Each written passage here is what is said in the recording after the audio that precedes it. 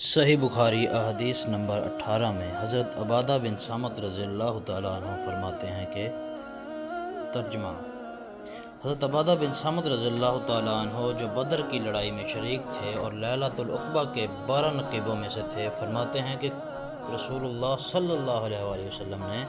اس وقت جب آپ کے گرد صحابہ کی ایک جماعت بیٹھی ہوئی تھی فرمایا کہ مجھ سے بیعت کرو، اس بات پر کہ اللہ کے ساتھ کسی کو شریک نہ ٹھہراؤ گے، نہ چوری کرو گے، نہ زنا کرو گے اور اپنی اولاد کو قتل بھی نہیں کرو گے، اور نہ عمدن کسی پر کوئی ناحق بہتان باندھو گے، اور کسی بھی اچھی بات میں خدا کی نافرمانی نہ کرو گے۔ جو کوئی تم میں اس عہد کو پورا کرے گا تو اس کا ثواب اللہ کے ذمہ ہے، اور جو کہ ان بری باتوں میں سے کسی کا ارتکاب کرے اور اسے دنیا میں اسلامی قانون کے تحت سزا دے دی گئی تو یہ سزا اس کے گناہوں کے لیے بدلہ ہو جائے گی،